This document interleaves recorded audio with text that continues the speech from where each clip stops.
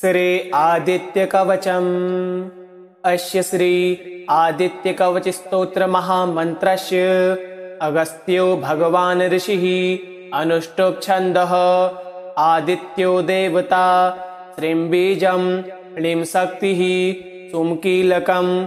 मम आदित्य प्रसाद सिद्ध्यर्थे जपे विनियोगः। जपा कुसुम संकाशं द्विभुजं पद्महस्तकम्। सिन्दूराम्बरमाल्यं च रक्तगन्धानुलेपनम्। माणिक्यरत्नखचित सर्वाभरणभूषितम्। सप्ताश्वरथवाहं तु मेरुं चैव प्रदक्षिणम्। देवासुरवरैर्वन्द्यम् घृणिभिः परिसेवितम्। ध्यायेत् पठे सुवर्णाभं सूर्यस्य कवचं मुदा।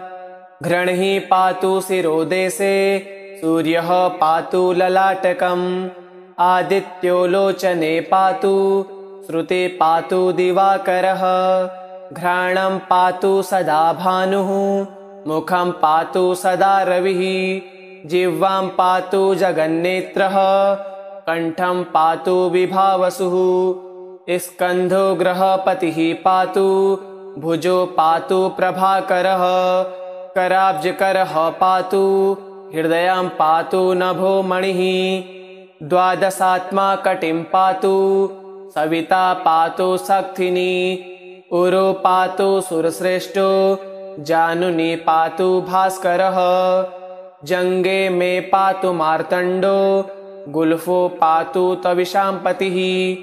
पादो दिनमणिः पातु पातो मित्रोऽखिलं वपुः।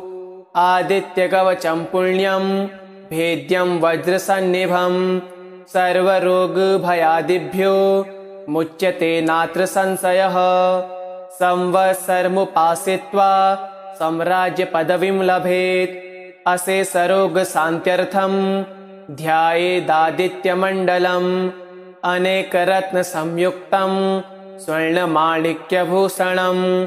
कल्पवृक्षसमाकीर्णं कदम्बकुसुमप्रियं। सिन्दूरवर्णाय सुमण्डलाय सुवर्णरत्नाभरणाय तुभ्यं। पद्मादिनेत्रे च सुपङ्कजाय ब्रह्मेन्द्रनारायणशङ्कराय। संरक्तचूर्णं सुवर्णतोयं सकुङ्कुमाभं सकुशं सपुष्पं। प्रदत्तमादाय च हेमपात्रे प्रशस्तनादं भगवन् प्रसीद। जपा कुसुम संकाशं द्विभुजं पद्महस्तकम्। सिन्दूराम्बरमाल्यं च रक्तगन्धानुलेपनम्। माणिक्यरत्नखचित सर्वाभरणभूषितम्। सप्ताश्वरथवाहं तु मेरुं चैव प्रदक्षिणम्। देवासुरवरैर्वन्द्यम् घृणिभिः परिसेवितम्। ध्यायेत् पठे सुवर्णाभं सूर्यस्य कवचं मुदा। घृणिः पातु शिरोदेशे सूर्यः पातु ललाटकम्। आदित्यो लोचने पातु श्रुते पातु दिवाकरः। घ्राणं पातु सदा भानुः मुखं पातु सदा रविः। जिह्वां पातु जगन्नेत्रः कण्ठं पातु विभावसुः। स्कन्धो ग्रहपतिः पातु भुजो पातु प्रभाकरः। कराब्जकरः पातु हृदयं पातु नभो मणिः। द्वादशात्मा कटिं पातु सविता पातु शक्तिनी। उरो पातु सुरश्रेष्ठो जानुनी पातु भास्करः। जङ्गे मे पातु मार्तण्डो गुल्फो पातु तविषां पतिः। पादो दिनमणिः पातु पातो मित्रोऽखिलं वपुः। आदित्यकवचं पुण्यं भेद्यं वज्रसन्निभं। सर्वरोगभयादिभ्यो मुच्यते नात्र संशयः। संवत्सरमुपासित्वा साम्राज्यपदवीं लभेत्। अशेषरोगशान्त्यर्थं ध्यायेदादित्यमण्डलम्। अनेकरत्नसंयुक्तं स्वर्णमाणिक्यभूषणं। कल्पवृक्षसमाकीर्णं कदम्बकुसुमप्रियं।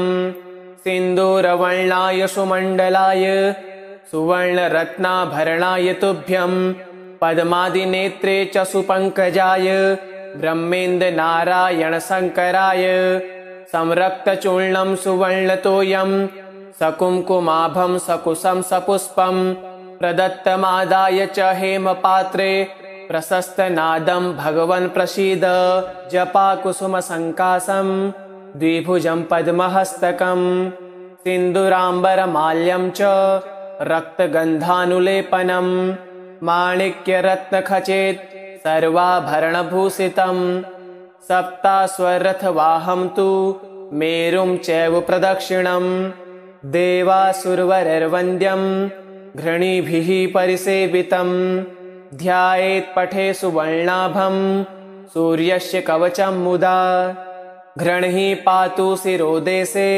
सूर्यः पातु ललाटकम् आदित्यो लोचने पातु श्रुते पातु दिवाकरः घ्राणं पातु सदा भानुः मुखं पातु सदा रविः जिह्वां पातु जगन्नेत्रः कण्ठं पातु विभावसुः स्कन्धो ग्रहपतिः पातु भुजो पातु प्रभाकरः कराब्जकरः पातु हृदयं पातु नभो मणिः द्वादशात्मा कटिं पातु सविता पातु शक्तिनी उरो पातु सुरश्रेष्ठो जानुनी पातु भास्करः जङ्गे मे पातु मार्तण्डो गुल्फो पातु तविशाम्पतिः पादो दिनमणिः पातु पातो मित्रोऽखिलं वपुः आदित्यकवचं पुण्यं भेद्यं वज्रसन्निभं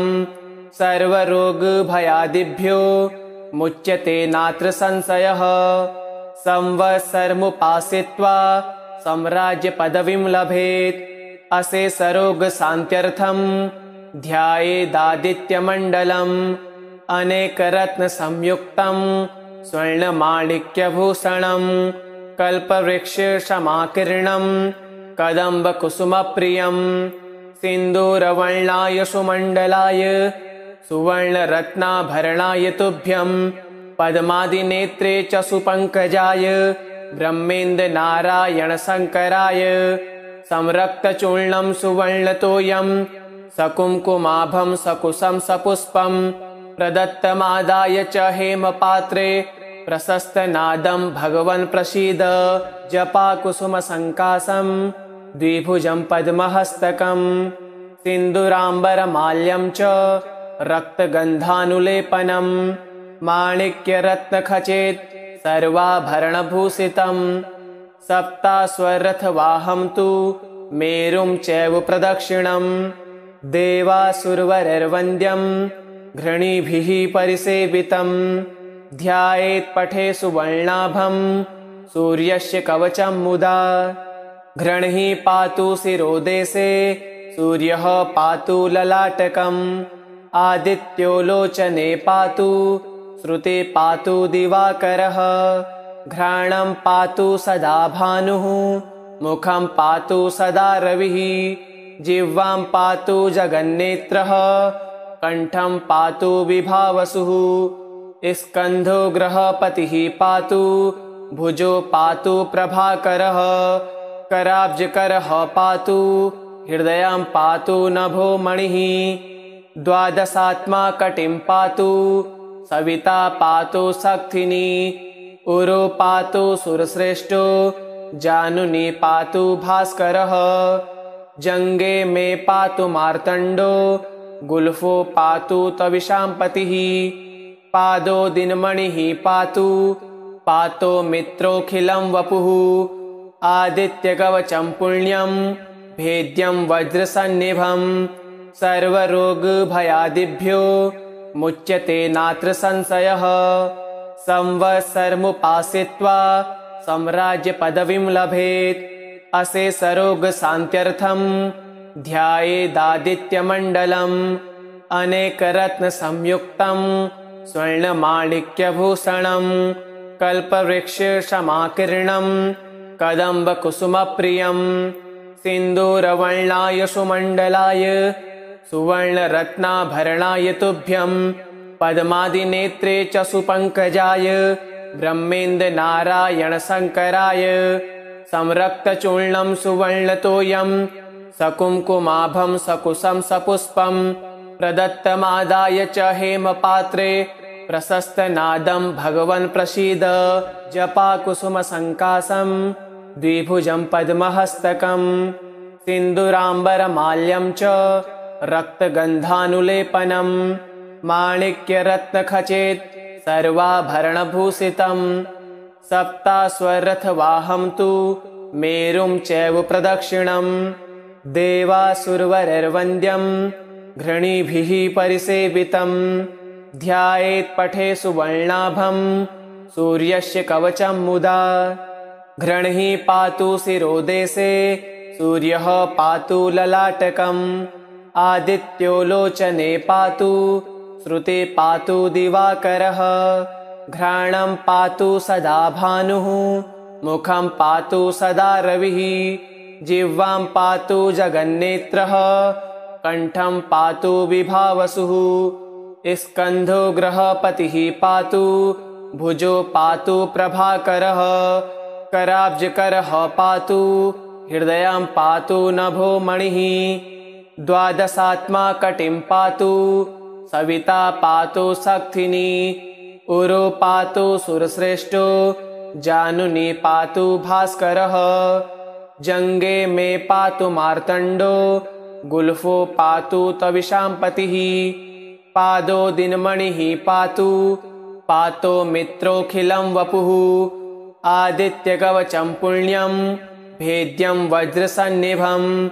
सर्वरोगभयादिभ्यो मुच्यते नात्र संशयः संवत्सरमुपासित्वा सम्राज्यपदवीं लभेत् अशेषरोगशान्त्यर्थं ध्यायेदादित्यमण्डलम् अनेकरत्नसंयुक्तं स्वर्णमाणिक्यभूषणं कल्पवृक्षसमाकीर्णं कदम्बकुसुमप्रियं सिन्दूरवर्णाय सुमण्डलाय सुवर्णरत्नाभरणाय तुभ्यं पद्मादिनेत्रे च सुपङ्कजाय ब्रह्मेन्द्रनारायणशङ्कराय संरक्तचूर्णं सुवर्णतोयं सकुङ्कुमाभं सकुशं सपुष्पं प्रदत्तमादाय च हेमपात्रे प्रशस्तनादं भगवन् प्रसीद जपाकुसुमसङ्काशं द्विभुजं पद्महस्तकं सिन्दूराम्बरमाल्यं च रक्तगन्धानुलेपनं माणिक्यरत्नखचेत् सर्वाभरणभूषितं सप्ताश्वरथवाहं तु मेरुं चैव प्रदक्षिणं देवासुरवरैर्वन्द्यं घृणीभिः परिसेवितं ध्यायेत् पठे सुवर्णाभं सूर्यस्य कवचं मुदा घृणिः पातु शिरोदेशे सूर्यः पातु ललाटकम् आदित्यो लोचने पातु श्रुते पातु दिवाकरः घ्राणं पातु सदा भानुः मुखं पातु सदा रविः जिह्वां पातु जगन्नेत्रः कण्ठं पातु विभावसुः स्कन्धो ग्रहपतिः पातु भुजो पातु प्रभाकरः कराब्जकरः पातु हृदयं पातु नभो मणिः द्वादशात्मा कटिं पातु सविता पातु शक्तिनी उरो पातु सुरश्रेष्ठो जानुनी पातु भास्करः जङ्गे मे पातु मार्तण्डो गुल्फो पातु तविशाम्पतिः पादो दिनमणिः पातु पातो मित्रोऽखिलं वपुः आदित्यकवचं पुण्यं भेद्यं वज्रसन्निभं सर्वरोगभयादिभ्यो मुच्यते नात्र संशयः संवत्सरमुपासित्वा सम्राज्यपदवीं लभेत् अशेषरोगशान्त्यर्थं ध्यायेदादित्यमण्डलम् अनेकरत्नसंयुक्तं स्वर्णमाणिक्यभूषणं कल्पवृक्षसमाकीर्णं कदम्बकुसुमप्रियं सिन्दूरवर्णाय सुमण्डलाय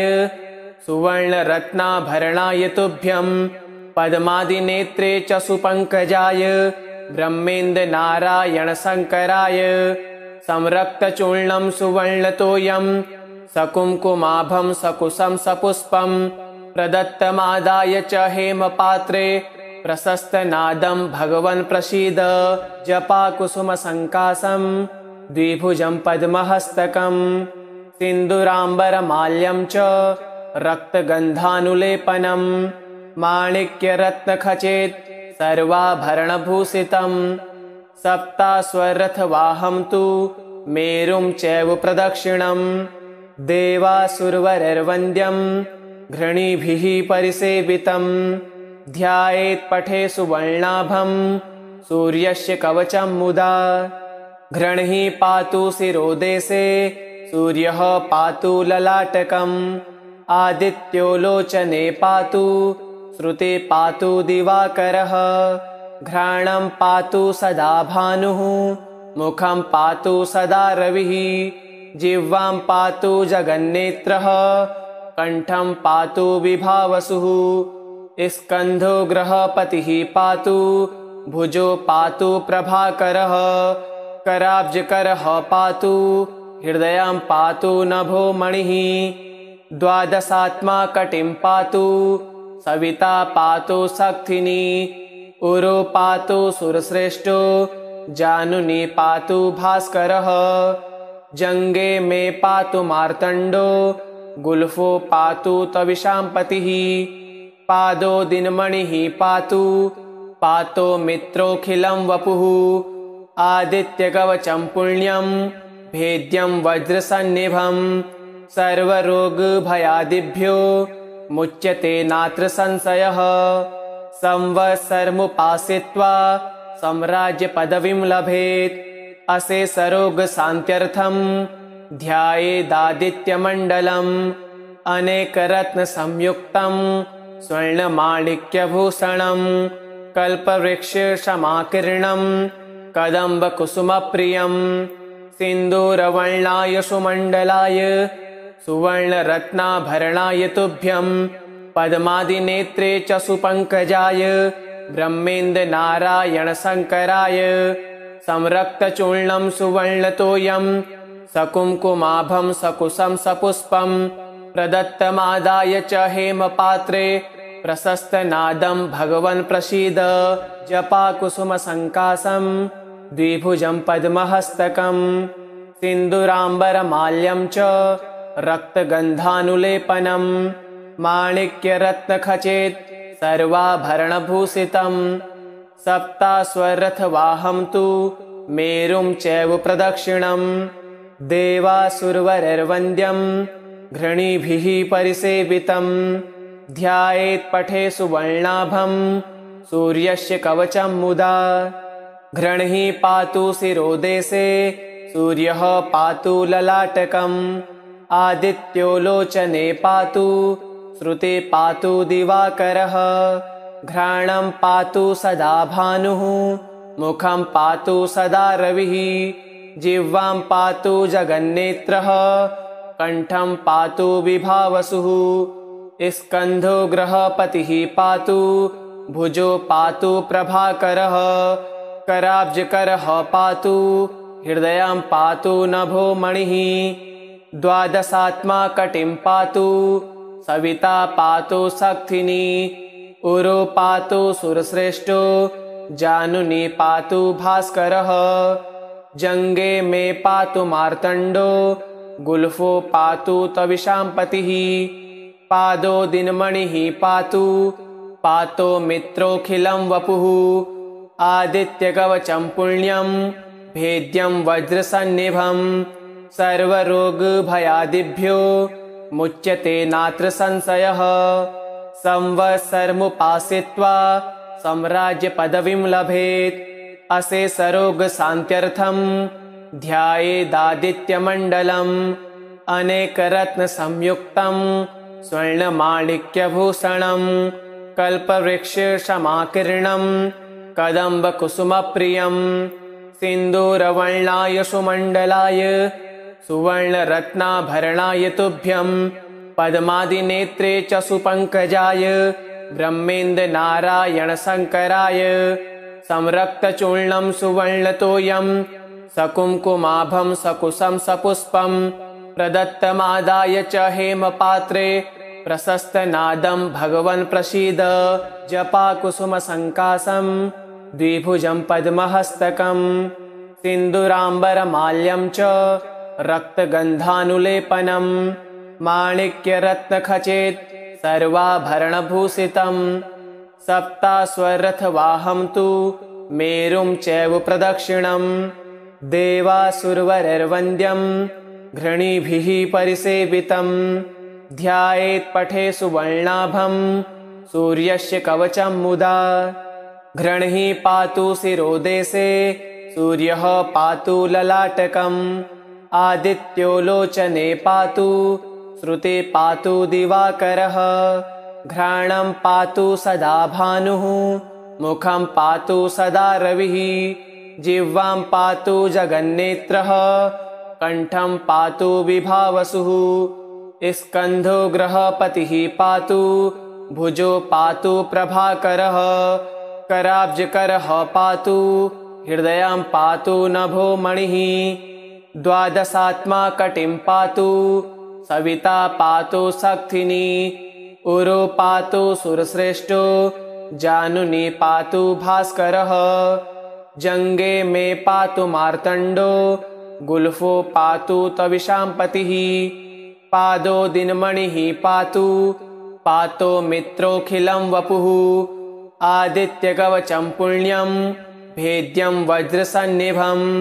सर्वरोगभयादिभ्यो मुच्यते नात्र संशयः संवत्सरमुपासित्वा साम्राज्यपदवीं लभेत् अशेषरोगशान्त्यर्थं ध्यायेदादित्यमण्डलम् अनेकरत्नसंयुक्तं स्वर्णमाणिक्यभूषणं कल्पवृक्षसमाकीर्णं कदम्बकुसुमप्रियं सिन्दूरवर्णाय सुमण्डलाय सुवर्णरत्नाभरणाय तुभ्यं पद्मादिनेत्रे च सुपङ्कजाय ब्रह्मेन्द्रनारायणशङ्कराय संरक्तचूर्णं सुवर्णतोयं सकुङ्कुमाभं सकुशं सपुष्पं प्रदत्तमादाय च हेमपात्रे प्रशस्तनादं भगवन् प्रसीद जपाकुसुमसङ्कासं द्विभुजं पद्महस्तकं सिन्दूराम्बरमाल्यं च रक्तगन्धानुलेपनं माणिक्यरत्नखचेत् सर्वाभरणभूषितं सप्ताश्वरथवाहं तु मेरुं चैव प्रदक्षिणं देवासुरवरैर्वन्द्यं घृणिभिः परिसेवितं ध्यायेत् पठे सुवर्णाभं सूर्यस्य कवचं मुदा घृणिः पातु शिरोदेशे सूर्यः पातु ललाटकम् आदित्यो लोचने पातु श्रुते पातु दिवाकरः घ्राणं पातु सदा भानुः मुखं पातु सदा रविः जिह्वां पातु जगन्नेत्रः कण्ठं पातु विभावसुः स्कन्धो गृहपतिः पातु भुजो पातु प्रभाकरः कराब्जकरः पातु हृदयं पातु नभो मणिः द्वादशात्मा कटिं पातु सविता पातु शक्तिनी उरो पातु सुरश्रेष्ठो जानुनी पातु भास्करः जङ्गे मे पातु मार्तण्डो गुल्फो पातु तविषां पतिः पादो दिनमणिः पातु पातो मित्रोऽखिलं वपुः आदित्यकवचं पुण्यं भेद्यं वज्रसन्निभं सर्वरोगभयादिभ्यो मुच्यते नात्र संशयः संवत्सरमुपासित्वा साम्राज्यपदवीं लभेत् अशेषरोगशान्त्यर्थं ध्यायेदादित्यमण्डलम् अनेकरत्नसंयुक्तं स्वर्णमाणिक्यभूषणं कल्पवृक्षसमाकीर्णं कदम्बकुसुमप्रियं सिन्दूरवर्णाय सुमण्डलाय सुवर्णरत्नाभरणाय तुभ्यं पद्मादिनेत्रे च सुपङ्कजाय ब्रह्मेन्द्रनारायणशङ्कराय संरक्तचूर्णं सुवर्णतोयं सकुङ्कुमाभं सकुशं सपुष्पं प्रदत्तमादाय च हेमपात्रे प्रशस्तनादं भगवन् प्रसीद जपाकुसुमसङ्कासं द्विभुजं पद्महस्तकं सिन्दूराम्बरमाल्यं च रक्तगन्धानुलेपनं माणिक्यरत्नखचेत् सर्वाभरणभूषितं सप्ताश्वरथवाहं तु मेरुं चैव प्रदक्षिणं देवासुरवरैर्वन्द्यं घृणीभिः परिसेवितं ध्यायेत् पठे सुवर्णाभं सूर्यस्य कवचं मुदा घृणिः पातु शिरोदेशे सूर्यः पातु ललाटकम्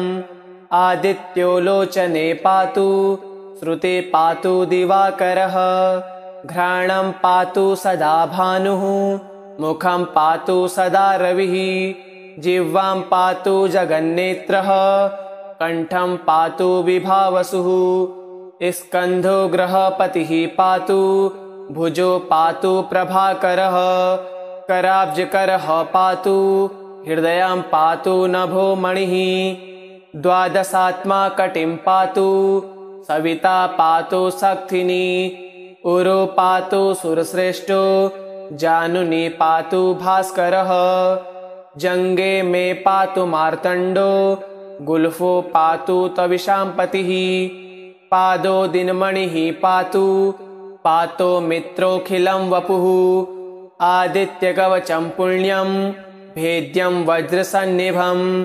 सर्वरोगभयादिभ्यो मुच्यते नात्र संशयः संवत्सरमुपासित्वा साम्राज्यपदवीं लभेत् अशेषरोगशान्त्यर्थं ध्यायेदादित्यमण्डलम् अनेकरत्नसंयुक्तं स्वर्णमाणिक्यभूषणं कल्पवृक्षसमाकीर्णं कदम्बकुसुमप्रियं सिन्दूरवर्णाय सुमण्डलाय सुवर्णरत्नाभरणाय तुभ्यं पद्मादिनेत्रे च सुपङ्कजाय ब्रह्मेन्द्रनारायणशङ्कराय संरक्तचूर्णं सुवर्णतोयं सकुङ्कुमाभं सकुशं सपुष्पं प्रदत्तमादाय च हेमपात्रे प्रशस्तनादं भगवन् प्रसीद इति श्री आदित्यकवचं श्री सूर्यार्पणमस्तु।